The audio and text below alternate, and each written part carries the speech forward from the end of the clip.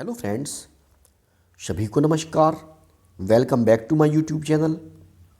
साथियों, जैसा कि आप जानते हैं, दीक्षा पोर्टल पर 25 नए बेसिक कोर्स आए हैं। साथियों, इनमें से कुछ कोर्स ऐसे हैं जो शायद आपने पहले कर रखे हों और कुछ कोर्स ऐसे भी होंगे जो आपने नहीं किए हैं। तो साथियों, इन्हीं 25 कोर्स में से आज की वीडियो में आप देखेंगे बेसिक कोर्स नंबर 10, 100 तक की संख्याओं की समझ। इस कोर्स को आप सभी को 1 फरवरी से 7 फरवरी के मध्य करना होगा।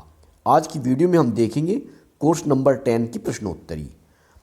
साथियों, वीडियो शुरू करने से पहले आपसे निवेदन है कि यदि आप मेरे YouTube चैनल पर पहली बार विजिट कर रहे हैं या आपने अभी तक मेरा YouTube चैनल सब्सक्राइब नहीं किया है तो प्लीज़ आप मेरा YouTube चैनल सब्सक्राइब करें, जिससे आपको इसी प्रकार की अन्य उपयोगी वीडियो जो शिक्षकों से संबंधित होती हैं ये समय समय पर मिलती रहा करें। साथियों, अगर आप इस प्रकार की वीडियो को अपने व्हाट्सएप या टेलीग्राम पर पाना चाहते हैं तो मैंने इसके लिए टेलीग्राम और व्हाट्सएप ग्रुप बनाए हुए हैं, आप इनमें शामिल हो सकते हैं। आपको ग्रुप का लिंक इस वीडियो के डिस्क्रिप्शन बॉक्स में मिल जाएगा, आप उसमें ज्वाइन कर सकते हैं।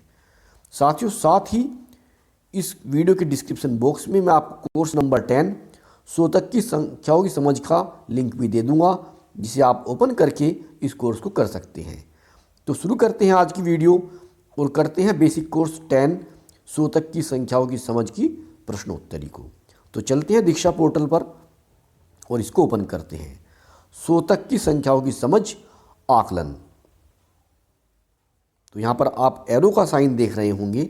आपको करना क्या है कि इस एरो के साइन को टच करना है और इसको टच करते ही हमारे सामने क्वेश्चन नंबर 1 आ जाएगा।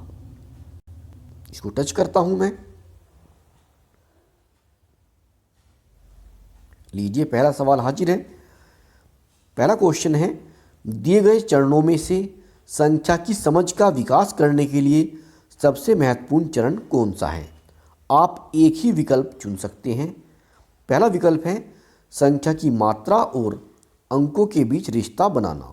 दूसरा है अंकों के क्रम को याद रखना। तीसरा विकल्प अंकों को लिखना। चौथा विकल्प है संख्याओं के नाम जानना।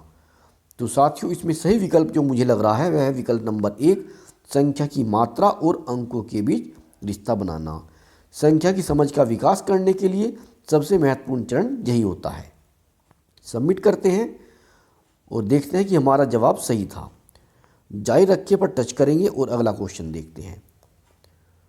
अभिजीत जी बच्चों में संख्याओं की शुरुआती समझ बनाना चाहते हैं।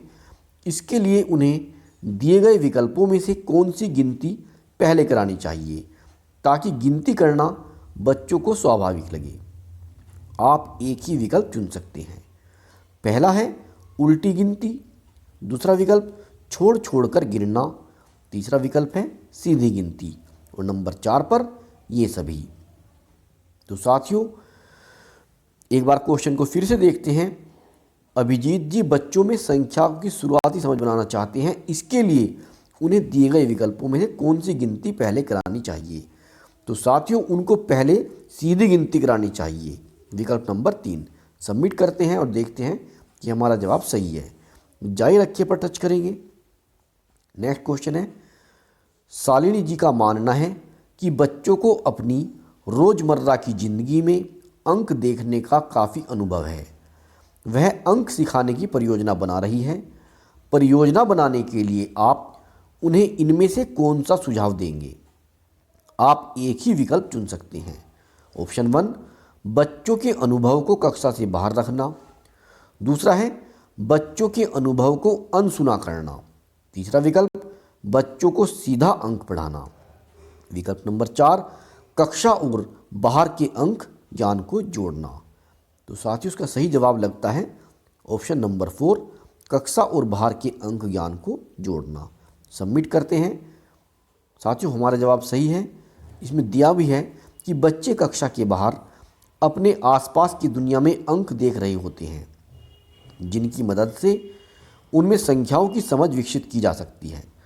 कक्षा के अंदर और बाहर के ज्ञान में भेदभाव करके उन्हें न जोड़ने या उन्हें अनसुना करने से बच्चों को सीखने से एक कटाव सा महसूस होता है। जारी रखिए पर टच करेंगे और अगला क्वेश्चन देखते हैं। क्वेश्चन नंबर 4, सीधी गिनती सीखने के बाद बच्चे खुद ही उल्टी गिनती भी सीख लेते हैं। क्या आप इस कथन से सहमत हैं? आप एक ही विकल्प चुन सकते हैं।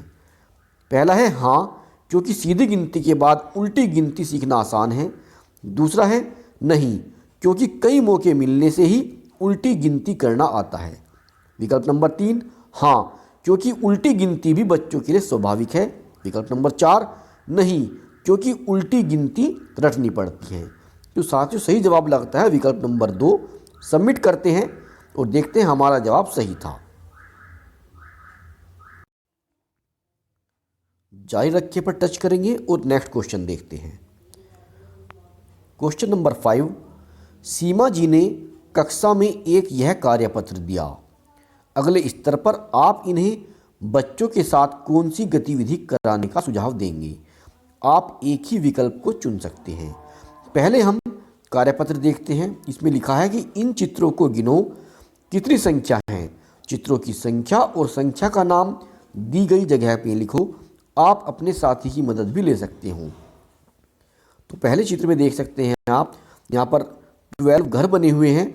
इनके यहाँ पर संख्या भी लिखनी है और संख्या का नाम भी लिखना है, यानी कि अंकों में भी लिखना है और शब्दों में भी। नीचे 3 तितली बनी हुई है, इसी प्रकार से यहाँ पर लिखना है। अब विकल्प देखते हैं। पहला विकल्प है संख्या की मात्रा 20 तक कर दें। दूसरा विकल्प नामों और अंकों को उनकी मात्रा से जोड़ने दें। विकल्प नंबर 3, अंक और संख्या के नाम देकर संख्या की मात्रा दर्शाने को कहें। विकल्प नंबर 4, अंक देकर उसकी मात्रा के अनुसार चित्रों में रंग भरने को कहें। तो साथियों यहाँ पर हम एक से ज़्यादा विकल्प चुन सकते हैं। तो हम यहाँ पर विकल्प नंबर 2, विकल्प नंबर 3 और विकल्प नंबर 4 को चुनते हैं। सबमिट करते हैं, देखते हैं हमारा जवाब सही है। जारी रखिए पर टच करेंगे। नेक्स्ट क्वेश्चन है, नीति जी की कक्षा में सौरभ ने एक कार्यपत्र को ऐसे भरा। इस बच्चे की मदद करने के लिए आप नीति जी को क्या सुझाव देंगे? आप एक ही विकल्प चुन सकते हैं। पहला है अंकों को लिखने का गृह कार्य दें। दूसरा है माता पिता को स्कूल में बुलाकर बच्चे को घर पर अभ्यास कराने को कहें। विकल्प नंबर 3, रेती के अंकों पर उंगली फेरकर अभ्यास कराना। विकल्प नंबर 4, अपने आसपास दिख रहे अंकों को लिखकर लाने को कहें। तो साथियों इसका जो सही जवाब लगता है, यहाँ पर हमें विकल्प नंबर 3 लगता है, रेती के अंकों पर उंगली फेरकर अभ्यास कराना। सबमिट करते हैं, हमारा जवाब सही है। जारी रखिए पर टच करते हैं। नेक्स्ट क्वेश्चन है, सरोज 100 तक की संख्याओं में 10 के लगभग सभी गुणज सही तरह पहचान लेती है। आज कक्षा में उसने गणितमाला पर 67 को 60 के पास बताया।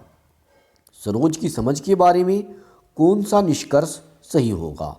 आप एक ही विकल्प चुन सकते हैं। संख्याओं की बिल्कुल सही समझ है। दूसरा है 100 तक की संख्याओं को लिखकर अभ्यास करना चाहिए।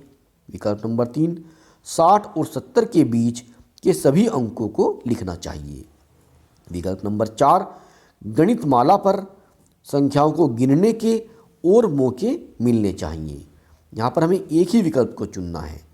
तो यहाँ पर मुझे विकल्प नंबर 4 सही नज़र आ रहा है कि गणितमाला पर संख्याओं को गिनने के और मौके मिलने चाहिए। सबमिट करते हैं, देखते हैं कि हमारा जवाब सही है। नेक्स्ट क्वेश्चन देखते हैं। कक्षा 1 में पढ़ने वाला संयम चीज़ों को गिनते समय एक ही चीज़ को 2 बार गिनता है या फिर किसी चीज़ को गिनना भूल जाता है। आपके अनुसार उसमें इन चारों में से कौन सी अवधारणा की कमी दिख रही है? आप एक ही विकल्प चुन सकते हैं। पहला है वर्गीकरण। दूसरा अनुक्रम बनाना। विकल्प नंबर 3, एक एक की संगति। विकल्प नंबर 4, संख्या का संरक्षण।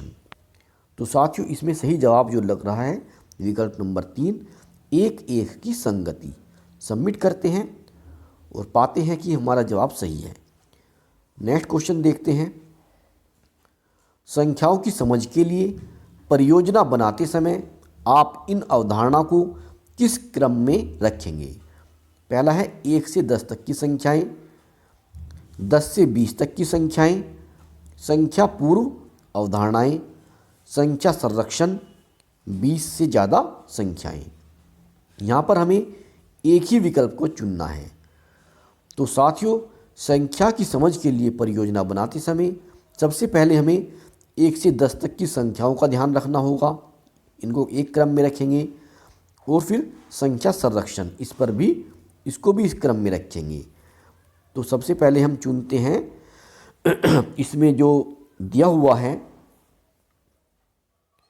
एक तो पहला विकल्प सही नज़र आ रहा है मुझे, और विकल्प नंबर, क्वेश्चन एक बार फिर से पढ़ते हैं। संख्याओं की समझ के लिए परियोजना बनाते समय आप इन अवधारणा को किस क्रम में रखेंगे? तो साथियों, इसका सही जवाब जो नज़र आ रहा है विकल्प नंबर 1। सबसे पहले आता है संख्या पूर्व अवधारणाएं, इसको रखेंगे। इसके बाद आता है संख्या संरक्षण, इसके बाद 1 से 10 तक की संख्या, 10 से 20 तक की संख्या, और फिर 20 से ज़्यादा संख्याएं।